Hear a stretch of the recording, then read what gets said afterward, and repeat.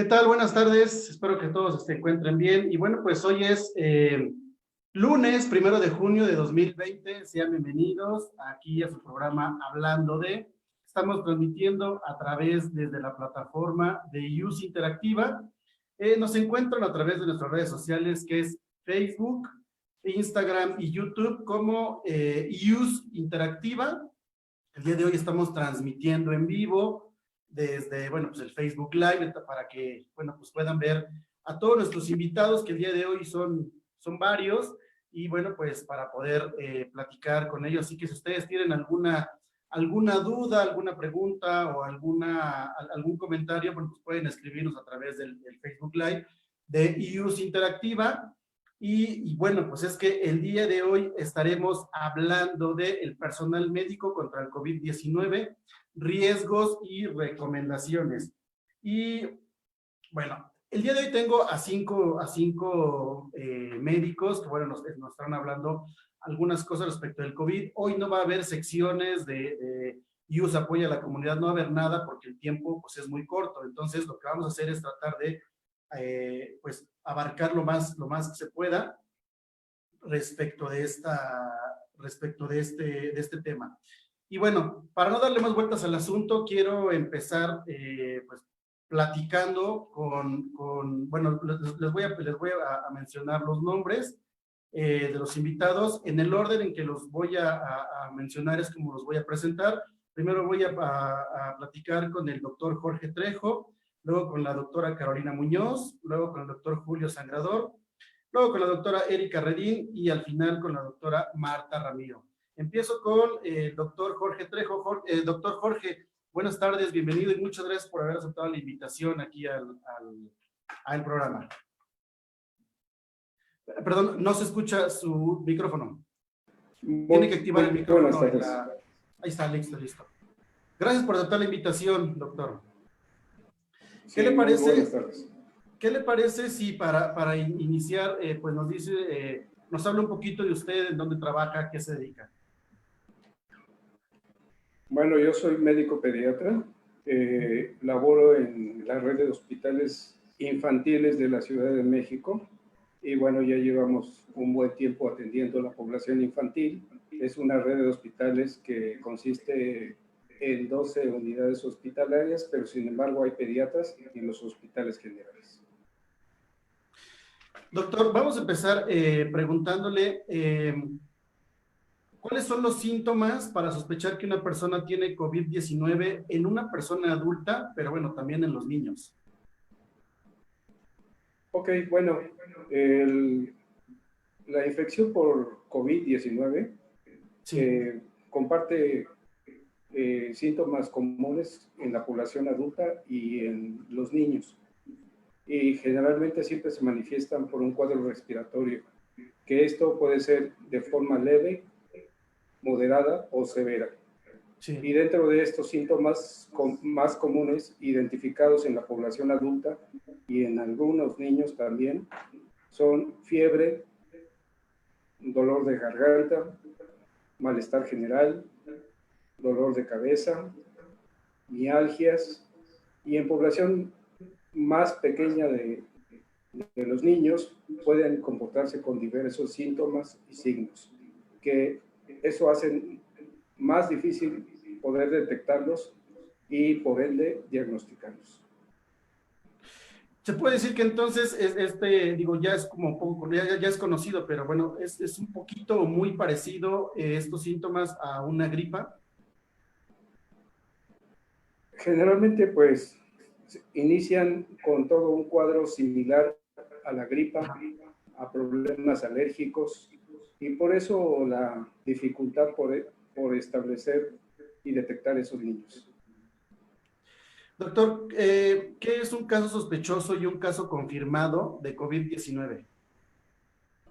Bueno, el caso sospechoso es aquel que tenga estos criterios o estos síntomas presentes, sobre todo de patología respiratoria, y que dentro de las posibilidades diagnósticas se puedan considerar como enfermedad por COVID Y para ello, pues es necesario realizar alguna prueba, que ya hay diversas en el mercado, y poder establecer con precisión, que es una prueba rápida, es el PCR, y este estudio generalmente se va a tener el resultado dentro de las 48 o 72 horas siguientes. Y esto es lo que se llama como caso confirmado, si es que resulta positivo. ¿Cuántas formas clínicas de COVID existen?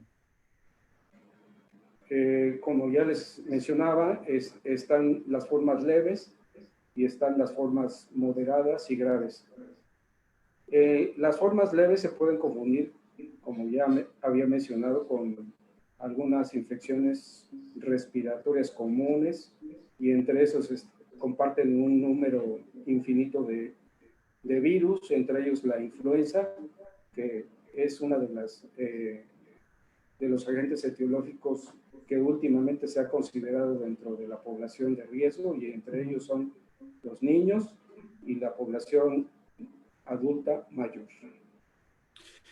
Doctor, también hay personas que son asintomáticas, ¿no? ¿Quiénes se consideran ese tipo de personas? Bueno, hay personas vulnerables que tienen más riesgo de padecer estos cuadros de enfermedad respiratoria y por consecuente la enfermedad del COVID. Entre ellos están los pacientes que cursan con alguna inmunodepresión, sí, algunos pacientes que tienen cardiopatías, alguna enfermedad crónica como la diabetes, la hipertensión, la obesidad, y que eso es más frecuente en población adulta. Sin embargo, dentro de la población infantil también se ha observado, sobre todo en niños mayores y adolescentes. ¿Qué medidas nos recomienda que debemos seguir para evitar, bueno, pues el contagio de este virus? Bueno, dentro de la población general ya es muy bien sabido. Primero, las situaciones de lavado constante de manos, cuantas veces sea necesario. Y en la población pediátrica todavía es con mucho mayor frecuencia, porque por la misma actividad de los niños tienden a hacer actividades, tocar objetos, y entonces en ellos hay que insistirse mucho en esta medida. Si tienen contactos con alguna persona que cuente con alguna infección respiratoria, sí, hay que protegerlos con un cubrebocas. El cubrebocas está recomendado en todos, excepto los niños menores de edad, menores de 2 años, porque el riesgo de que lo estén manipulando constantemente, pues es mayor el riesgo de infección, y además como ellos dentro de este manipuleo pueden provocarse algún elemento de asfixia o hipoxia que puede llevarlos a problemas más serios. Y la otra medida que también se ha ido implementando, de la cual pues el país también está saliendo de esto, pero van a seguir las recomendaciones, es el distanciamiento con las personas enfermas. Entonces hay que evitar de que estemos lo más cerca posible. Se recomienda que sea más allá de 1,5 metros o 2 metros en personas enfermas. Doctor, ¿el uso del gel sí es recomendable? Bueno, la alternativa del lavado de manos con agua y jabón, que es de uso general y de conocimiento para todos, es lo que sí se debe de hacer. El gel no sustituye y no es otra medida que reemplace el lavado correcto de manos. Son alternativas que se dan en los lugares en donde no se pueda realizar esta actividad. Pero ambos nos ayudan a protegernos del contacto de diferentes agentes patógenos, sobre todo del COVID, que pueda haber en las superficies. Doctor, también se había comentado que el desinfectar la suela del zapato cuando uno llega de la calle a la casa también es recomendable. ¿Es cierto o hasta qué punto? Bueno, hay medidas muy estrictas que deben de seguir las personas, sobre todo el personal médico, que está en alto contacto con pacientes con problemas de infección de este tipo. Y en ellos, a pesar del uso de protección que tienen, es decir, utilizan hasta botas desechables, y esas dentro de su área de trabajo pues hay que eliminarlas en recipientes ya bien diseñados para eso. Lo recomendable es que cuando las personas salgan de de estos lugares o centros de trabajo, normalmente pues se tienen que utilizar la ropa o vestimenta común, y por ello pues la situación de desinfectar los zapatos pues no es una práctica muy común ni adecuada, siguiendo estas recomendaciones. Doctor, me voy a brincar un poquito de la población en general para irme a la población médica. Hay gente bueno, pues está dentro de los hospitales trabajando, puede ser administrativo o personal médico.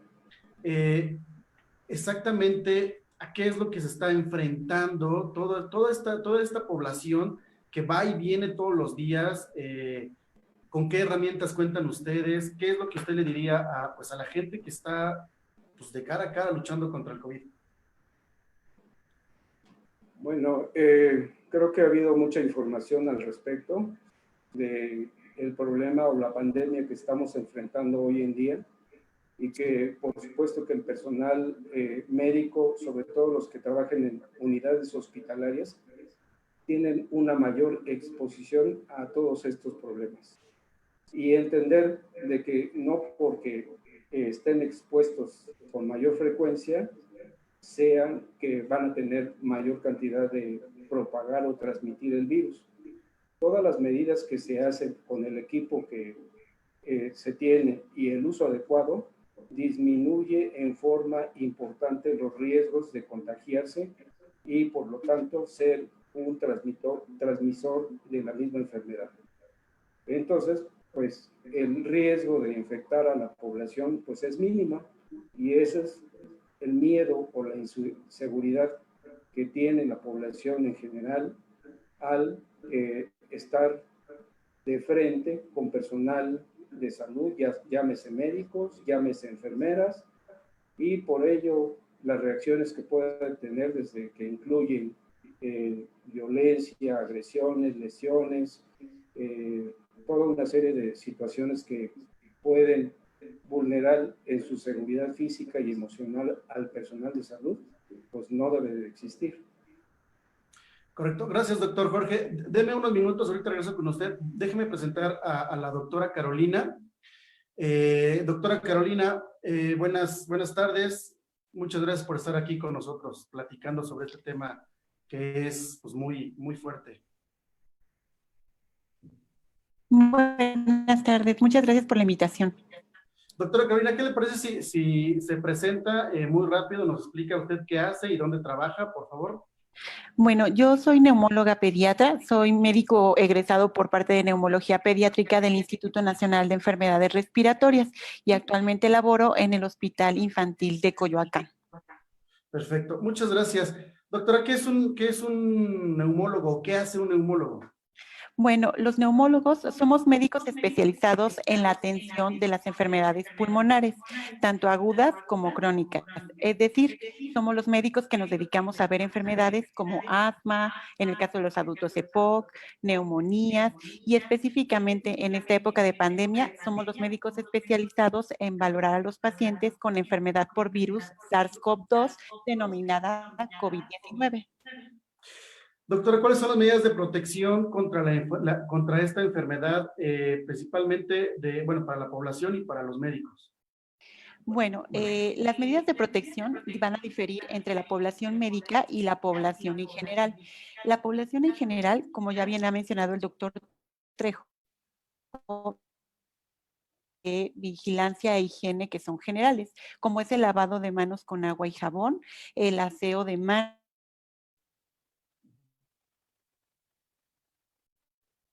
Híjole, se me corta la transmisión, no sé si soy yo o es... Se corta, ¿verdad? Ok. Doctora, parece que se me cortó la transmisión con usted. Si quiere, regresamos en un minuto. Déjeme con... Ah, ya regresó la transmisión. A ver, perdón, se interrumpió. Nos decía que el lavado de manos, el cubrebocas. Híjole, no. Tenemos fallas técnicas con la doctora Carolina. Bueno, regresamos con usted en unos minutos. Voy a pasar a platicar con el doctor Julio Sangrador. Doctor Julio, ¿cómo está? Buenas tardes, gracias por estar aquí también con nosotros apoyándonos. Doctor, también ahí, si me ayuda con activar su micrófono, porque no se escuchan. Ahí ahí está, listo. ¿Ya? Ya, gracias por Ok. estar con nosotros. Bienvenido. Hola, ¿qué tal, Fred? Muy buenas tardes. Pues aquí. Gracias. Viendo La el misma, tiempo de la misma platicar. operación, por favor, con usted. Le pediría que se presente, que nos diga qué hace y dónde está laborando actualmente, por favor.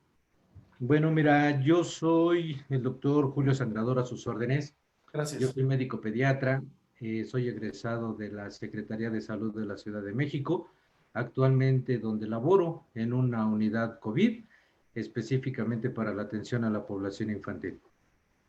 Doctor, durante todo este tiempo de cuarentena y de pandemia, no se ha escuchado mucho hablar de que los niños se contagian. ¿Qué tan frecuente es que se infecten los menores de edad? ¿Será porque dicen que los niños no son un adulto chiquito? Tal vez.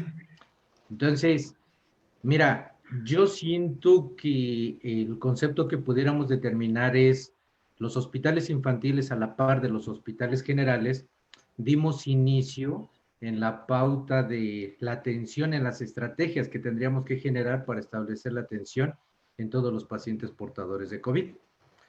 ¿Qué sucede con el niño? Lógicamente son en número más reducido, a diferencia comparados con un hospital general, en donde se encuentra mayor número de población y por consiguiente el foco de atención en donde afectó más de entrada directa este problemilla infeccioso, pues lógicamente generó más estragos y lógicamente más atención en la población. Pero déjame decirte que nosotros en población infantil, pues también tenemos una pauta ya muy marcada y yo me atrevería a decirte que pues la oleada en el paciente pediátrico apenas inicia. Wow, wow. Doctor, ¿cómo le podemos, a usted qué nos diría a la gente, ya que usted está en un hospital donde, pues, donde se atiende el COVID? ¿Cuál es como el procedimiento que la gente tenemos que seguir si nosotros creemos que tenemos síntomas? ¿Cómo llegamos con ustedes? Primero vamos con un doctor particular y nos mandan. ¿Cuál es digamos que el uso adecuado del sistema de salud? Fred, es una pregunta de lo más interesante que sí quisiera que todos los que tenemos la oportunidad de que nos puedan escuchar, en el cómo poder disponer de manera más adecuada de nuestros servicios de nivel de atención de salud. Es decir, en nuestro país existen 3 niveles de atención. El primero de ellos es el denominado Centro de Salud Periférico, el que se encuentra en cada colonia de cada alcaldía. El de segundo nivel de atención, que son los de atención especializada, y lógicamente el de tercer nivel de atención son los de alta especialidad. Ejemplo, el centro de salud de X colonia va a ser una unidad de primer nivel, nosotros somos de segundo nivel, los compañeros que están presentes en la mesa se encuentran laborando en una unidad de tercer nivel. ¿Qué es lo que se tiene que hacer? Todos estamos preparados y las líneas estratégicas ya se determinaron desde antes de que empezara la contingencia. Están bien establecidos los mecanismos en procesos que se tienen que realizar en el primero, en el segundo y en el tercer nivel de atención. Desafortunadamente, la contemplación en sesgo que se lleva es que un hospital pediátrico es exclusivamente para niños. Por consiguiente, todo lo que presente un niño, hasta situaciones que no son al caso, saturan la demanda de atención en un hospital. Y eso genera luego en muchas ocasiones quejas, disgustos en la atención, etcétera, etcétera. ¿Qué es lo primero que se tendría que hacer? Ante la primera señal de los datos y signos, síntomas que perfectamente comentó el doctor Trejo, lo ideal es acudir a nuestro primer nivel de atención, en donde se va a realizar a lo que le llamamos tamizaje, es decir, seleccionar quién puede ser, quién no puede ser, y por consiguiente darle totalmente la orientación y hasta el manejo y tratamiento que se pueda suscitar. Cuando ese nivel ya sobrepasa la capacidad para que lo pueda atender, es cuando acudimos al segundo nivel. Nuestro nivel, cuando se sobrepasa la capacidad para atención, hacemos uso del tercer nivel y así sucesivamente. Esa es la mejor forma de poder llevar a cabo la mejor utilización de los recursos de atención. Cuando no lo ocupamos de esta manera, como usted dice, pues luego brincamos al tercer nivel y entonces es cuando la sociedad empieza a hablar, a criticar y a insultar, y, en fin, a todo el personal médico. Respecto de esto que le estoy comentando y a lo mejor alguna experiencia que haya tenido, así como lo comento, o ajena al hospital, ¿cuál es el sentimiento que el personal médico pues le genera o le está generando respecto de la sociedad? E incluso hay gente que les está pues aventando, en la noticia se ha habido que hasta les está aventando cosas porque piensan que son un foco de infección. ¿Ustedes qué le dirían a la sociedad? ¿Cuál es el sentimiento que tienen hacia nosotros? Creo que la mejor contemplación pudiera suscitarse la relación médico-paciente. Si yo médico me permito establecer un vínculo de comunicación con la población, créeme que hasta vamos a suscitar lazos que nos puedan conllevar a una mejor comunicación. Esto va a solventar la diversificación en múltiples situaciones de criterio que por disparidad se pueda tener. Si nosotros logramos convencer a la población de qué es lo que está sucediendo en un momento determinado y por qué estamos actuando de manera determinada, lógicamente la población nos va a entender qué es lo que se suscita. Triste y desafortunadamente, hoy empezamos ya la nueva retransformación a las nuevas experiencias de vida, como lo comentan los medios masivos de comunicación. Ahorita es el momento en el que menos deberíamos de bajar la guardia, continuar con toda la serie de medidas de protección, lavado de manos, uso de cubrebocas, evitar sitios conglomerados, asistencias grupales, etcétera, etcétera. Pero en el afán es el convencimiento de hacerlo realmente para con toda la población afectada. Desafortunadamente, en nuestras zonas marginales, donde priva nivel socioeconómico, cultural, académico, etcétera, etcétera, es donde nos pega más, porque este desconocimiento hace presa que hasta hoy en día mucha población determine la inexistencia, por ejemplo, de la enfermedad, la inexistencia de un germen que nos está ocasionando mucho problema, etcétera, etcétera. Creo que la situación es, si establecemos llevar de mejor manera esa relación que pudiéramos determinar con la población afectada, creo que el resultado sería más favorable. Doctor, última pregunta. ¿Las mascotas en casa pueden contagiarse de este COVID-19 y contagiar a los niños? Está algo controvertido. Está algo controvertido en el hecho de determinar la posibilidad de que ya albergan este tipo de situaciones para que puedan ser un mecanismo de huésped y por consiguiente la transmisión de... Hay que recordar que diversos tipos de parásitos que se suscitan en el ámbito animal por los animalitos domésticos que tenemos en casa, sí, pueden coadyuvar a la presencia o persistencia de este tipo de problemillas. Todavía es un tanto controversial, hay estudios que afirman que sí totalmente son un mecanismo de contagio, pero hay otros que lo descartan totalmente. Correcto. Entonces, ahí, ¿cuál sería la recomendación con las mascotas? Igual, ¿no dejarlas salir o alguna otra? Igual que como todo ser que estamos, el cuidado pertinente, su aseo, su baño, su alimentación, el mismo cuidado que tenemos nosotros prácticamente, evitar las salidas, las conglomeraciones, las masividades, etcétera, situaciones que puedan coadyuvar a, válgase y permítase la palabra, la contaminación que existe en estos momentos por lo que se suscita en nuestro medio. Doctor, muchas gracias. Regreso con usted en un segundo. Me voy otra vez con la doctora Carolina. Doctora, se nos perdió ahorita lo que nos comentaban y voy a volver a hacer la pregunta junto con otra que están haciendo aquí y es, lo que le pregunté hace rato fue cuáles son las medidas de protección contra la enfermedad de COVID. Pregunta muy específica respecto de esta. Se dice que el cubrebocas, o se escuchó en algún momento, que el cubrebocas no es tan fuerte, que se debe de reforzar hasta con 2 o 3. ¿Qué tan cierto es esto? Ok, bueno, reiniciando con la pregunta, el uso de cubrebocas está sistematizado en la población general. Existen en general dos tipos de mascarillas, la mascarilla quirúrgica o protectora, que es la desechable, y pues esta es la misma, que es la que se está utilizando actualmente de tela. Este tipo de mascarilla debe de ser tricapa, es decir, 3 capas, y protege sobre todo a las personas de contagiar a otras personas, pero en realidad el estar en un mismo ambiente, 2 personas con el uso de una mascarilla quirúrgica solamente disminuye el riesgo de enfermedad hasta un 60-70%. Existe otro tipo de mascarillas que son de alta eficiencia, llamadas o comúnmente vendidas como N95 o NK95. Estas mascarillas son las que realmente protegen de dar la enfermedad y de contagiarse, es decir, protegen de inhalar partículas y de exhalar partículas. Por lo tanto, de una manera sencilla podemos decir que todo paciente que tenga la enfermedad de COVID deberá utilizar una mascarilla quirúrgica tricapa y toda persona sana que conviva o salga fuera de domicilio, idealmente debería de utilizar una mascarilla N95 que protege hasta en un 95% de adquirir la enfermedad.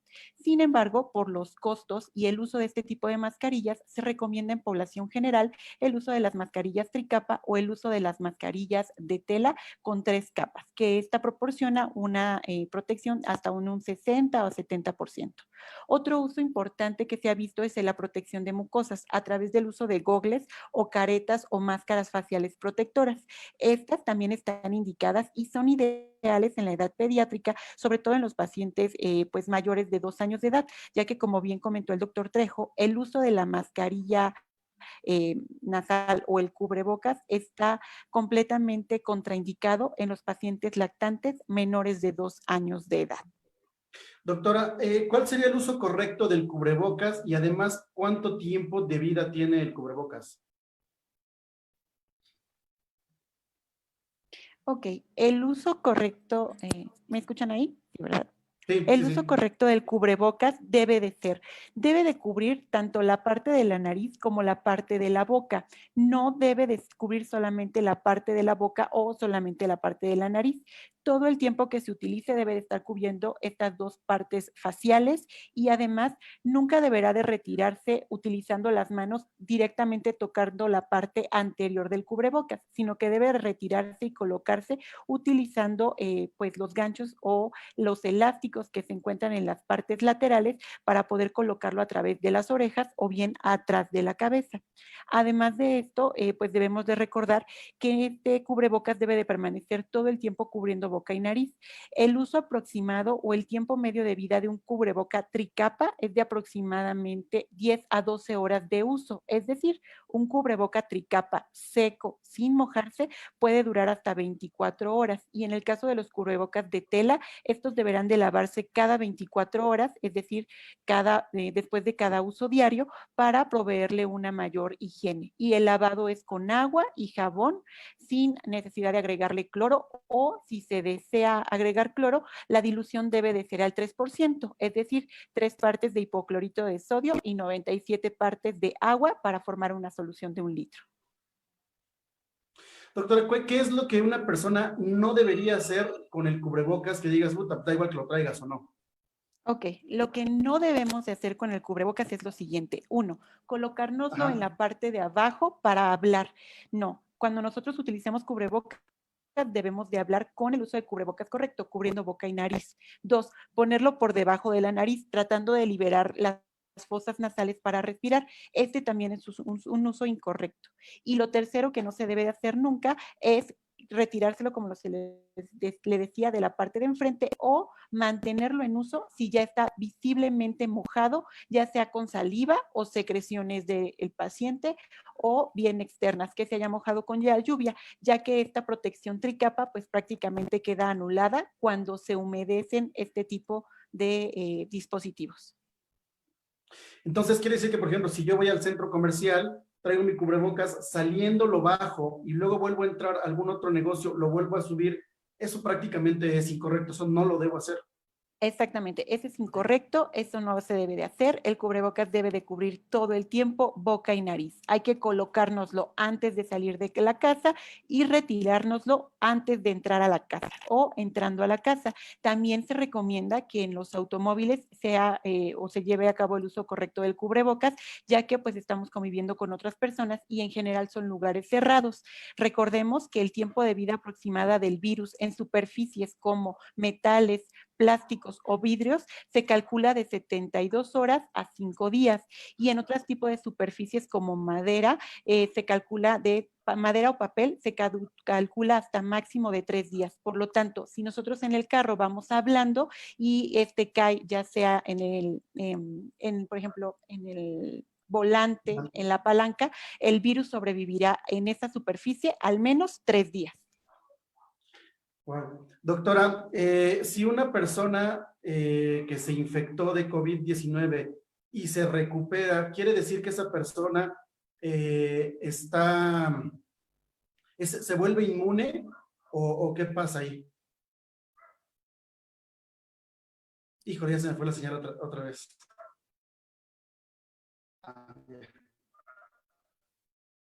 ¿Sí me escuchó, doctora?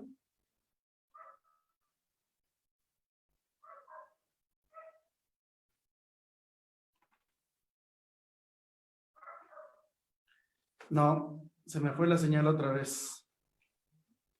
Bueno, doctora, ¿le parece si... ya regresó. Ya. Le preguntaba que si una persona que se infectó de COVID y luego se recupera, ¿esa persona se vuelve inmune o no? En realidad, la inmunidad o la presencia de generar inmunidad frente al virus aún está en proceso de investigación. Se dice en general que los coronavirus, es decir, el que no provoca la enfermedad de COVID-19, crean una memoria inmunológica que va de 4 meses hasta 6 meses y después de esto prácticamente la inmunidad desaparece.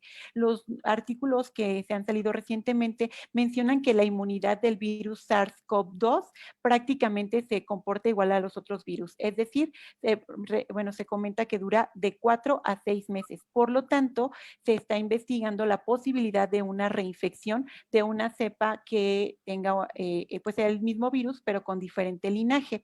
Sí existe inmunidad, pero el tiempo en el que permanece inmune esta persona aún está en estudio. Correcto. Aquí hay una pregunta, no sé si tenga que ver parte de lo que nos dice es, cuando se recuperan los enfermos, ¿cuántos días deben pasar para volver a convivir con la familia y si deben sanitizar su casa? Ok, esa es una pregunta muy frecuente y es una pregunta muy interesante. En realidad, una vez que hemos sido dados de alta después de tener la enfermedad de COVID-19, se recomienda que nos hagamos un hisopado nasal. Si este hisopado nasal es negativo, podemos ya volver a convivir con las medidas generales de distanciamiento social interpuestas en nuestro país. Si ya está negativo. Si el hisopado nasal continúa positivo, se recomienda aislamiento en domicilio con uso de cubreboca tricapa para nosotros y para la persona que esté a nuestro cuidado por al menos 14 días, con una nueva toma de hisopado nasal hasta negativizar. Eso es lo ideal. Doctora, si usted tuviera que darle alguna recomendación al personal médico que está atendiendo a estas personas, ¿cuál sería su mejor recomendación para estos médicos?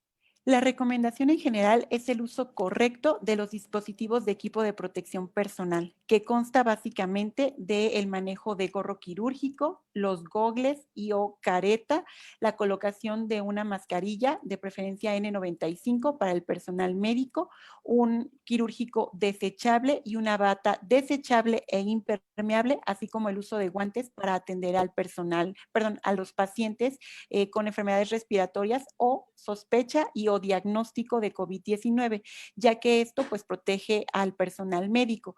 ¿Por qué somos tan específicos en el uso de equipo de protección personal en el personal médico o en las personas que atendemos a pacientes? Pues porque somos los que estamos más expuestos. El contacto es directo y en ocasiones pues hacemos algunos procedimientos que generan aerolización, como es por ejemplo la intubación, revisión de cavidad oral, que pueden aumentar el riesgo de contraer la enfermedad y pues desarrollar la enfermedad de COVID-19. Doctora, muchas gracias. Denme oportunidad de platicar con la doctora Erika Redín y ahorita regreso con ustedes al final para que me den las últimas recomendaciones. Doctora Erika, muchas gracias por también estar aquí con nosotros en este programa. Le pediré de favor que se presente, que nos diga dónde labora, qué hace y que primero pues active su micrófono, por favor. Listo. No, no es cierto, no, todavía no escucha.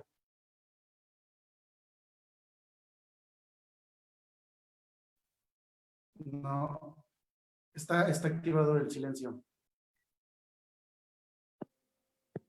A ver, listo.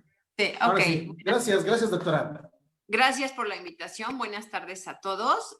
Soy maestra en psicoterapia transpersonal integrativa, egresada del Instituto de Psico-Oncología de la UNAM, y estoy trabajando actualmente en el Hospital Pediátrico Villa, Unidad COVID, para servirles. Muchas gracias. Doctora, bueno, quiero preguntarle, ¿qué se le puede recomendar a los familiares de las personas que están infectados o que se infectaron de COVID-19? Bueno, algo muy recomendable es primero que estos familiares, ya sea de pacientes que están contagiados o de sospechosos al contagio, primero busquen una comunicación asertiva con el personal adecuado. Es decir, tenemos mucha mala información, mucho fake news, ¿no? Y ya traemos un referente que nos altera, que nos genera estrés, que nos genera ansiedad, y pocas veces recurrimos a la persona indicada. Algo muy recomendable también es no crear expectativas futuras. Oímos COVID y todos imaginamos inmediatamente mascarillas, falta de oxígeno, muerte. Ajá. Inmediatamente, es inminente por tanta información que tenemos a nuestro alrededor. Y esto altera nuestro sistema emocional fuertemente, creando unos espacios grandes de ansiedad, y que esta ansiedad se ve reflejada mucho tanto en el paciente, tanto en la atención médica como en el mismo familiar. Crea espacios de ansiedad grande donde entonces yo voy a reaccionar de una manera no adecuada. Por eso decía yo algo muy importante: comunicación asertiva con el especialista, con la gente de la unidad que sabe del caso y que me dé referentes para tranquilizar mi ansiedad y que yo no actúe en una manera agresiva, intransigente, y que esto también tiene un impacto en mi salud y también en la del paciente, porque cuando el familiar ve al paciente, transmite todo esto. Es algo que se contagia. La salud mental no le tenemos mucha importancia, pero si ustedes asisten a un lugar donde, por ejemplo, es una obra de teatro cómica, y aunque no sea muy bueno, al escuchar las risas, nosotros empezamos a reír. Si nosotros vamos a un funeral, no sé si se han fijado que el comportamiento es incluso entramos y se baja el tono de voz automáticamente. Sí. Y ya queremos aislarlos, y si queremos platicar, incluso nos salimos del recinto para buscar un espacio porque lo creemos inapropiado. Es decir, emociones positivas y negativas se contagian. Doctora, Sí, adelante. Perdón. ¿Hay etapas emocionales de una persona que da positivo? Y sí, ¿cómo las podemos identificar? Miren, todo esto de las pérdidas de la salud conlleva un duelo. Un duelo lleva etapas, y una de las primeras etapas con las que enfrentamos es la etapa de la negación. Es decir, empezamos con estos pensamientos de no es cierto, no pudo haber sido a mí, yo he tenido muchas medidas de higiene, yo no he salido, no sé por qué me pasó a mí, quién sabe por qué vino este familiar, seguramente ya me contagió, yo he comido bien, no sé por qué a mí, seguramente esto no está sucediendo, ha de ser una faringitis, ha de ser una gripe. Empezamos con esta etapa de la negación por parte del paciente. Ajá, estamos en esto. No es muy fácil aceptar por lo que sabemos que conlleva el riesgo de este virus, que no es para todos, es otra de las informaciones que se ha limitado bastante. O sea, oímos COVID y decimos, ya se va a morir. Y no hablan de que muchísimos más son los contagiados asintomáticos que los que mueren. Entonces, ya creamos ahí una psicosis, un estado mental no saludable que nos va a deprimir el sistema inmunológico. Es decir, si solo iba a tener síntomas leves, quizás me vaya a síntomas moderados o a síntomas graves. En estos días que hemos estado en la pandemia, he recibido infinidad de llamadas para decirme, doctora, me estoy asfixiando. Hace un minuto me dijeron que era positiva y ya siento asfixia. Al empezar a trabajar mentalmente con ellos, no llegaron a la asfixia, pero apenas escuchan la noticia de saliste positivo, lo estoy hablando ahorita desde el personal de salud, y se crea una psicosis inmensa y somatizamos. Y el sistema inmunológico se deprime y es muy fácil que si el virus viene en nuestro cuerpo de una manera suave y lenta, se va a hacer rápida y severa. Y después de esa negación, pasamos a otra etapa que se llama la etapa de la ira. Entramos con mucho coraje, demasiado, yo no me quiero morir, no me toca a mí, ¿por qué no se enfermó el mendigo delincuente de allá afuera, el ratero, el secuestrador? ¿Por qué a mí que soy tan... Empiezo a rechazar ayuda, no quiero ir al médico por este miedo, contesto feo a mis familiares en esta tensión, no quiero, porque ya estoy enojado con la vida, con esta situación que me pone en riesgo y que pone en peligro mi vida. Entonces, esa etapa nosotros la llamamos del puercoespín. Un puercoespín no se deja tocar, y no hablo solo físicamente, no dejamos que entremos a nuestras emociones, no pedimos ayuda, la rechazamos. Y después vamos a entrar a otra etapa que se llama la etapa del conformismo. Y se asimila mucho a una palabra que conocemos mucho aquí los mexicanos que se llama regatear. Cuando nosotros vamos al mercado, estamos regateando la mercancía, déjemela más barato, ¿no? Por favor, ¿no?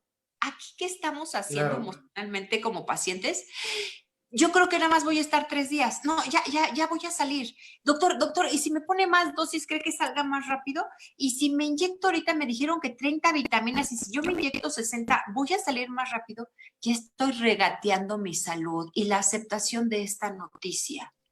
Quiero buscar muchas alternativas que quizás me pongan más en riesgo, porque quiero ver soluciones rápidas. Aquí entra una desesperación muy fuerte de ya quiero las cosas rápidas. Esta es una de las etapas más peligrosas porque es cuando entro en una ansiedad muy fuerte, inclusive depresión.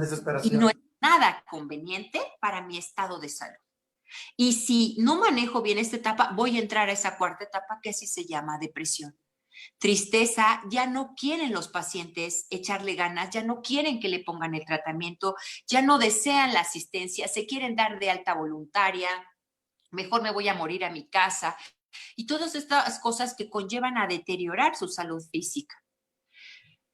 Obviamente la última etapa, y esta es la que tenemos, es la aceptación de esas personas que vemos la enfermedad desde otro punto de vista. ¿Qué me está dando la oportunidad, la vida ahorita para enfrentar? ¿Qué cosas positivas está creando mi organismo como defensas? ¿Qué cosas maravillosas como ver los afectos, los amores que me tienen las gentes, las muestras de cariño? Claro. Esa sería la última etapa, la etapa de la aceptación. Doctora, me quedan 2 preguntas para usted. Le voy a pedir que me la conteste lo más rápido que pueda, si no va a dar tiempo con la doctora Marta. Claro. ¿Cómo debe de manejar y actuar los familiares del personal, puede ser de salud o administrativo, médico, que bueno, de los que están dentro del hospital? ¿Cómo actúan los familiares? ¿Cómo deben actuar? Y la gente con la que conviven. Ok, todos los servidores públicos, la primera regla que debemos de utilizar es la empatía. Ponernos en el zapato del otro para tratar con dignidad y en la mayor calidad y calidez al paciente para reducir sus niveles de estrés y que el proceso, o a los familiares del paciente, y que el proceso sea más llevadero y más dócil. Incluso podemos tener un impacto emocional muy fuerte que permita que el paciente salga rápido, porque están viendo nuestra calidez, nuestra calidad y nuestra empatía hacia su trato, un trato digno. Esto sería la respuesta inmediata, ponernos en los zapatos. Doctora, ¿nos puede dar alguna recomendación a todas las personas que no hemos tenido COVID y pues tenemos que llegar, si en algún momento nos llegamos a infectar, cuál sería el estado mental, la salud mental, o qué es lo que tenemos que hacer para decir, chin, ya nos dio, esto en qué nos apoya, qué hacemos, cómo podemos tener una salud mental correcta, adecuada? Ok, lo primero es evitar pensamientos negativos. Se van a presentar, pero es así, literal, calla pensamiento negativo, no tengo por qué llegar a esta situación que estoy pensando. Voy a encontrar gente positiva, esto está, mi sistema inmunológico está creando ahorita cosas agradables, está creando ya anticuerpos desde su mismo sistema natural de sobrevivencia, ya está creando cosas buenas. Voy a encontrar respuestas agradables. Estoy ahorita pasando por un momento que me va a edificar en mi ser físico, psicológico y biológico. Si empiezo con miedos, me voy a derrumbar. Si empiezo con angustias, me voy a derrumbar y va a ser más fácil que el virus me ataque de una manera más agresiva, pudiendo ser casi de una manera leve, con síntomas muy sencillos de tratar desde casa. Doctora, muchísimas gracias. Hay muchísimos temas, la gente está empezando a preguntar muchas cosas, no me va a dar tiempo de responderlos a todos. Déjenme hablar con la doctora Marta y ahorita lo más rápido que podamos responder las preguntas lo hacemos. Doctora Marta, muchas gracias por aceptar la invitación. Bienvenida. Gracias por la invitación. Lo mismo que todos, le pediría que nos ayude, que se presente, que nos diga quién es, qué hace y dónde trabaja actualmente, por favor.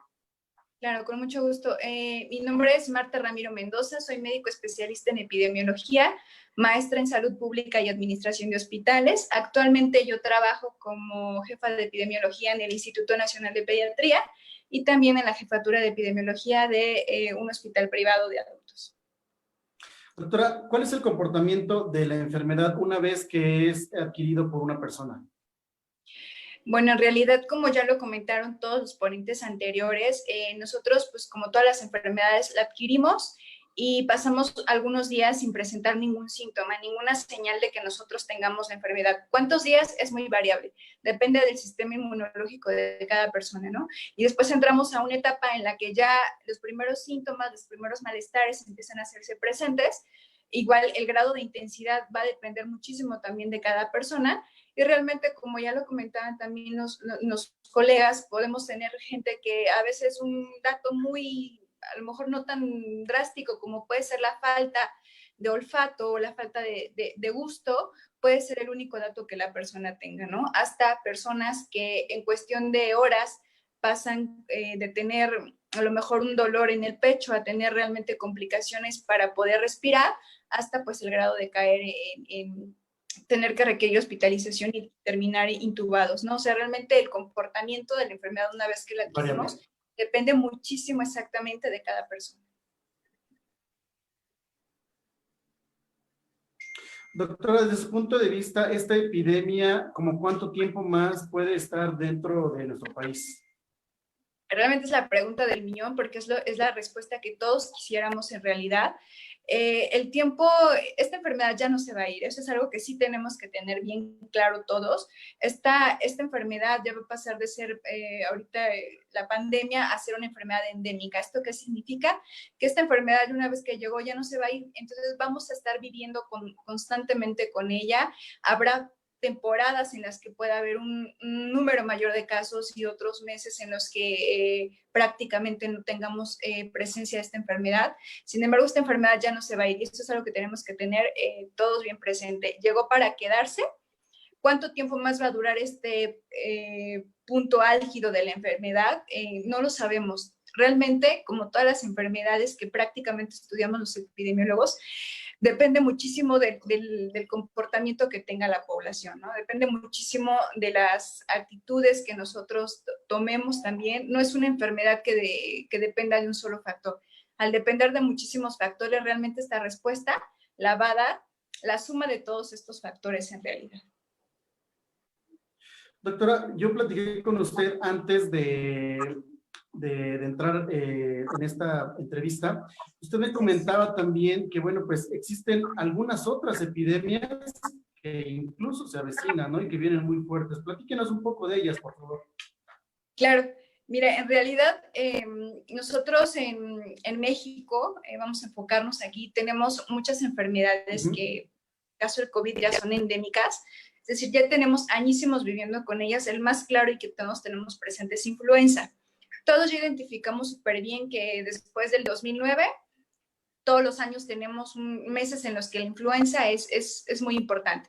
Lo mismo sucede con otras enfermedades como es dengue, que también el problema no es tanto para la Ciudad de México, sino para el resto de estados.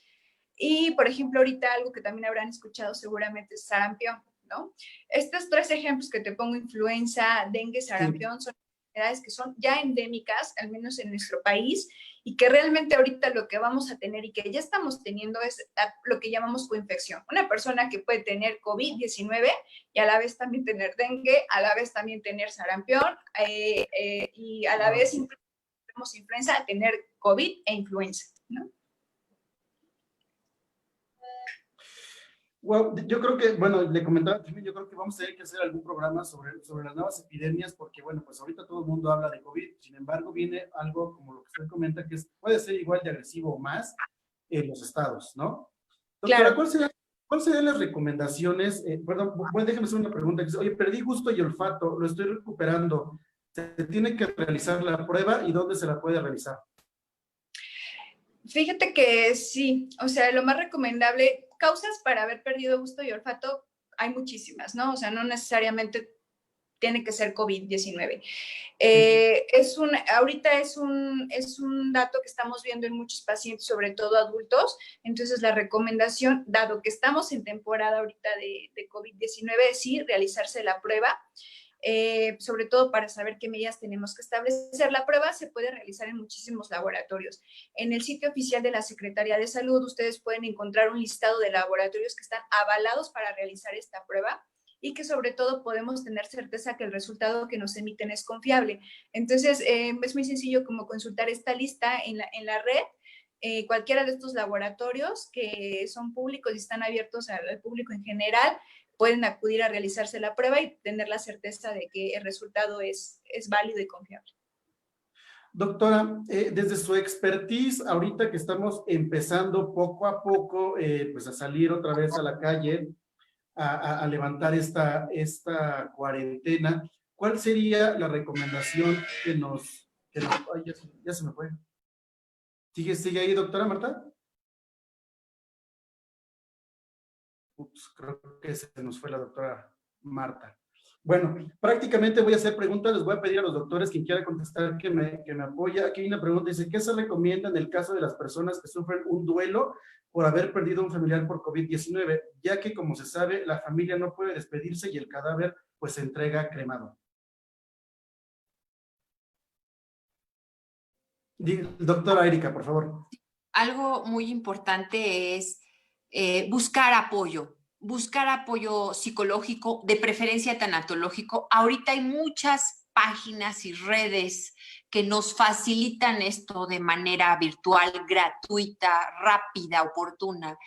Porque si bien ya es difícil un duelo, ahora no despidiéndose, algo inminente es tremendo. Entonces, busquen ayuda. Hay muchas páginas y muchos lugares gratuitos donde ahorita pueden recibir esa ayuda inmediata.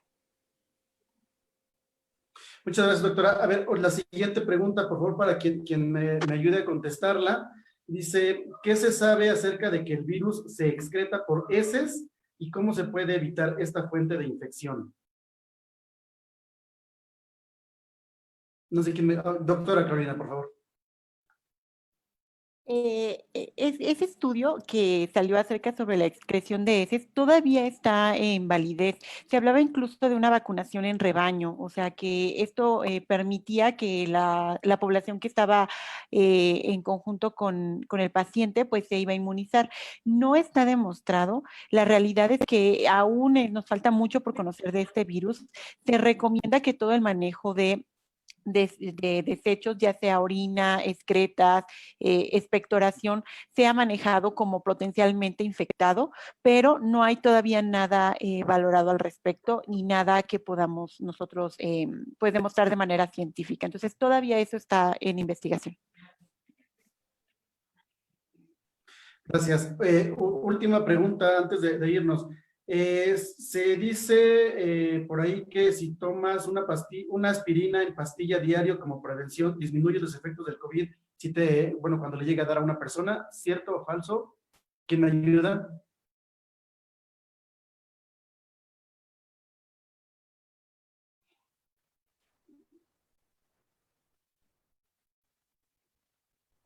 Ya se me fue la señal ahí, creo que de todos. Por favor, por favor. Bueno, necesitaríamos saber a qué pastilla se refiere. Volvemos a reiniciar el Aspirina. Ok. No. El tratamiento con aspirina, específicamente la aspirina Protec, se da como antiagregante plaquetario y es para evitar los efectos secundarios del efecto protrombótico que tiene la enfermedad. Aclaremos que el virus de SARS-CoV-2 hace una enfermedad pulmonar grave y también hace afecciones a otros niveles. Una de esas afecciones principales es un estado protrombótico a todos los niveles. Genera infartos a nivel renal que hacen que el paciente tenga enfermedad renal aguda o lesión renal aguda, pero la aspirina Protec y el tomar multivitamínicos no evitan la enfermedad ni previenen la enfermedad. Hasta el momento no hay un tratamiento preventivo y pues no, esto no es cierto, es totalmente falso. Correcto. Ya se conectó la doctora Marta. Se nos fue la señal, doctora, muy rápido porque se nos está yendo ya el tiempo. Para finalizar, ¿cuáles serían las recomendaciones desde su expertise ahora que estamos regresando poco a poco a la nueva normalidad o nueva realidad y que en realidad pues estamos en un punto muy alto de contagio en varios estados? ¿Cuál sería su mejor recomendación? Claro. Mira, la recomendación en general es entender básicamente que no estamos regresando a lo que anteriormente habíamos hecho sin la presencia de la enfermedad. Estamos regresando por necesidad de reactivar todo, pero con la presencia de esta enfermedad. ¿Cuál es el reto? Obviamente, incorporarnos nuevamente a lo habitual, pero con la presencia de esta enfermedad. La recomendación es continuar con las recomendaciones emitidas por la Secretaría de Salud, permanecer todavía con la recomendación del distanciamiento físico, estas medidas que nombraron como etiqueta respiratoria, es decir, estornudar con el ángulo interno del codo, lavado frecuente de manos, todas estas recomendaciones. Esto no se debe de quitar, esto debe de permanecer ya constantemente, dado que esta enfermedad llegó para quedarse y vamos a continuar los siguientes meses con la presencia de ella. La mejor recomendación es estas medidas que ya hemos entendido y que hemos comprendido, seguirlas implementando porque van a ser parte de nuestro día a día. Correcto. Doctores, prácticamente se me acabó el tiempo. Me quedaron muchas preguntas, algunas que empezó a hacer la gente, que ya no me va a dar tiempo de contestar. A todos les agradezco mucho su tiempo y su participación. Me queda un minuto nada más. No sé si alguien quiera agregar algo adicional que no se haya comentado, que no pregunté, que quiera comentarlo, o es todo. ¿No? ¿Nadie? Listo. Pues bueno, entonces yo a todos ustedes les agradezco mucho el tiempo, a toda la gente que nos estuvo viendo, pues hoy estuvimos hablando a través de IUS Interactiva de personal médico contra el COVID-19, riesgos y recomendaciones. Si se perdieron este programa, quieren revivirlo, pueden verlo a través del Facebook Live, en los videos, en @IUS Interactiva o bien en el Spotify. Les pido que nos regalen un like a la página de IUS Interactiva y a todos ustedes, doctores, muchas gracias por su participación y en cuanto tengan tiempo, les pediría que si pueden entrar al Facebook y nos ayuden a contestar algunas de las preguntas que hicieron y que a lo mejor se seguirán haciendo pues más adelante. A todos ustedes muchas gracias y bueno, pues una felicitación porque no es fácil estar frente a esta epidemia tan severa, ¿no? Entonces, muchas gracias y felicitaciones a todos ustedes. Esto es IUS Interactiva, hablando de, yo soy Fred Rojas y a todos ustedes muchas gracias.